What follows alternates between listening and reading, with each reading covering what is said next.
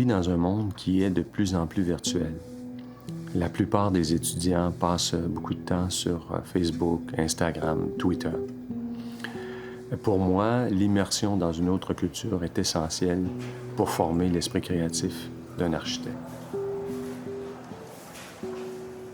Ce que mes étudiants viennent chercher ici, c'est un site qu'ils vont choisir afin de développer un projet architectural. Et puis, à l'aide de photos et d'explorations sur le terrain, ils vont transposer cet endroit de façon théorique dans le cadre de leur projet.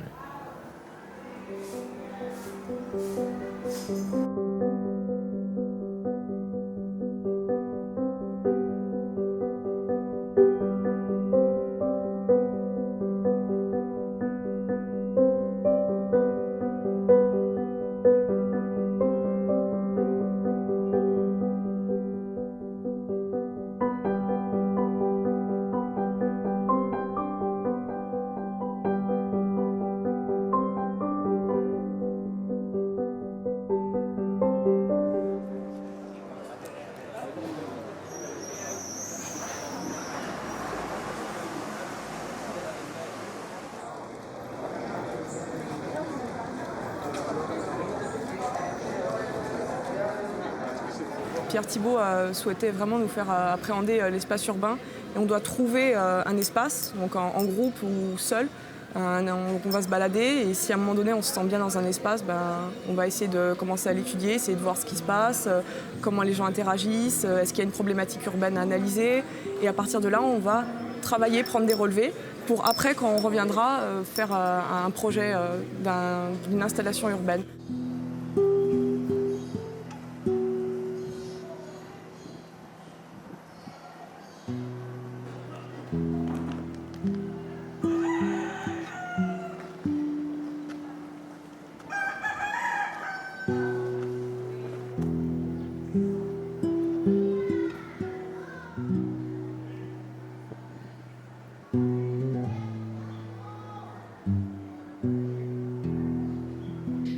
J'aimerais ça faire un endroit un endroit de logement où il y aurait peut-être une petite communauté qui viendrait habiter, peut-être sur des principes aussi écologiques, là, vers des jardins, que ça soit un peu autosuffisant, qu'il y ait plusieurs personnes, essayer de faire quelque chose aussi de très dense parce que je pense que c'est ce que la ville a besoin et ce qu'elle est déjà.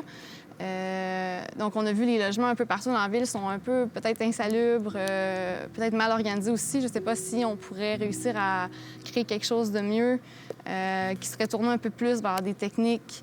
Par exemple, comme je parlais, le jardinage qui permettrait à la population de s'améliorer. Un petit pas vers quelque chose d'un peu mieux, peut-être.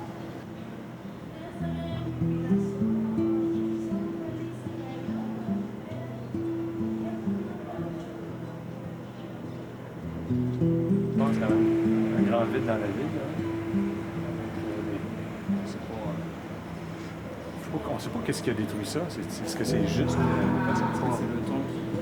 On se demandait justement si ça poussait. Ben là, on a un bel C'est exemple. pour ça qu'on n'avait pas de jardin ici. Mais que des arbres réussissent à pousser au 5e ou 6e étage, ça aussi, c'était question comme... Il faut quand même qu'il y ait un minimum là, pour ça va pousser. Ça doit être assez favorable. Donc, tu vois comme encore là un arbuste, tu vois un arbre juste sur un autre qui, regarde, qui pousse à travers l'ouverture, c'est quand même étonnant. Là.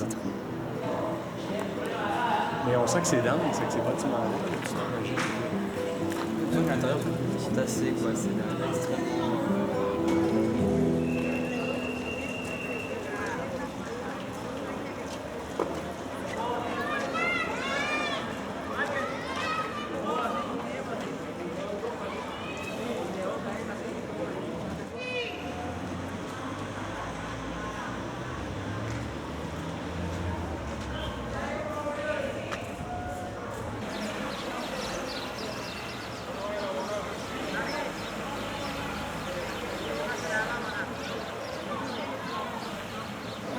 Dans vraiment la vieille Havane et on se retrouve justement avec des plus petites rues et finalement on se retrouve ici dans ce site-là où il n'y a plus rien, qui a été détruit, où avant il y avait sûrement un immeuble Et ce qui est intéressant justement pour le futur, c'est de voir comment, de se poser la question, est-ce que vraiment on reconstruit sur cet emplacement-là, ou est-ce que dans cette vieille Havane qui va forcément se redensifier alors qu'elle est déjà très dense, est-ce que c'est plus intéressant de laisser cette partie-là vide en recréant du vide, en améliorant ce vide voilà. Donc ça sera...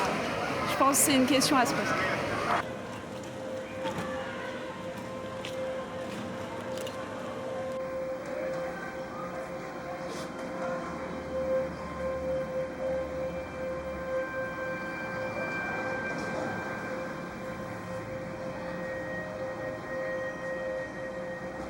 Y luego mañana y el lunes.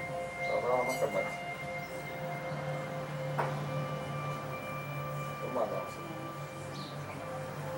Ahora empieza el campeonato de fútbol. No es pelota, Claro, ahora no es pelota.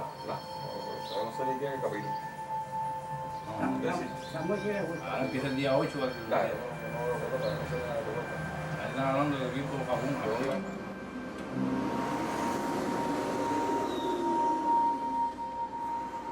Qu'est-ce qui arrive lorsqu'on arrête l'évolution architecturale d'une ville? Qu'est-ce qui arrive lorsqu'on la confine à une époque révolue et qu'on l'isole du reste du monde?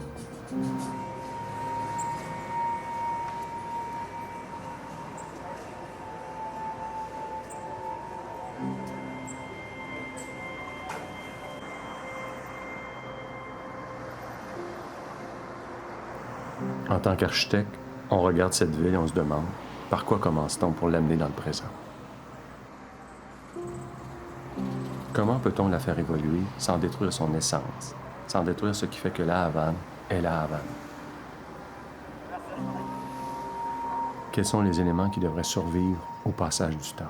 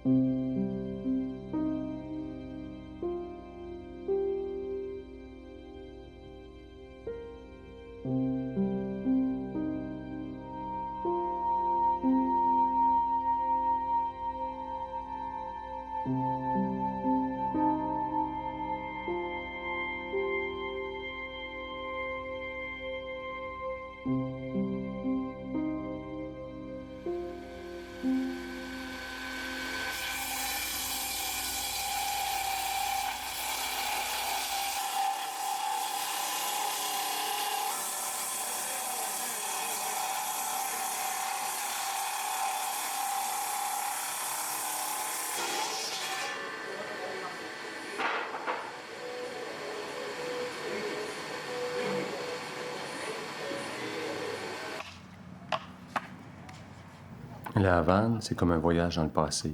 C'est un lieu qui semble être figé dans le temps. Ici, on a l'impression d'un monde en attente, un monde qui, à jadis, était en effervescence, mais qui s'est essoufflé.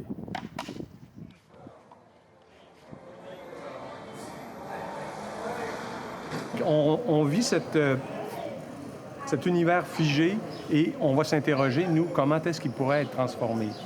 Est-ce qu'on peut continuer à le transformer, je dirais, dans la manière douce qu'ils ont été obligés de faire dans les 50 dernières années parce qu'il n'y avait pas de moyens? Parce que des fois, quand on a trop de moyens, ce qui arrive aussi, c'est qu'on y va avec la manière forte et on détruit beaucoup de choses. Et il y a, je dirais, il y a une texture, il y a une... la ville en elle-même a une densité qui fait son charme. Tout d'un coup, quand on arrive, on veut aller trop vite, bien là, on détruit tout. Je prends l'exemple, je sais pas, de Shanghai, par exemple. La vieille ville n'existe plus.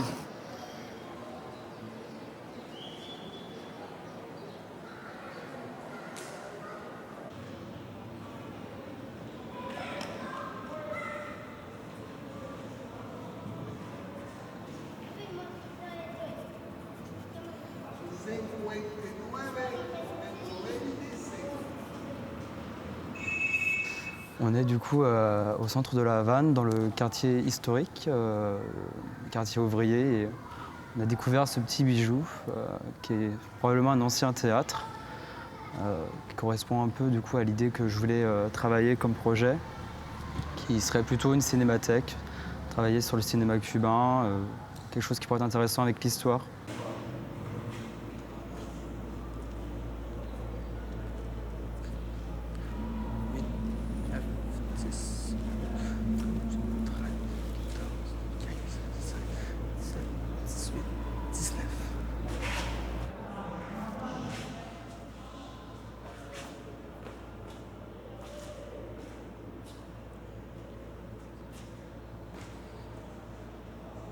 Donc là, je fais un petit relevé un peu pour mon compagnon Jonathan. Je fais un petit peu un relevé de la partie auditorium du théâtre. Donc je fais un petit... je calcule la hauteur des marches, la hauteur des contre-marches, ce qui servait après ça de banc. On calcule ça pour après ça avoir puis le nombre qu'il y en a pour avoir une idée de la pente, de l'inclinaison. Ça va servir peut-être après ça pour faire une modélisation 3D ou ça va servir pour faire des coupes, des élévations, pour avoir la vue un peu calculée, comment on a l'angle qu'on a sur la scène et tout. Puis la quantité aussi de personnes que le théâtre peut accueillir. Là. Donc ça va être bien utile.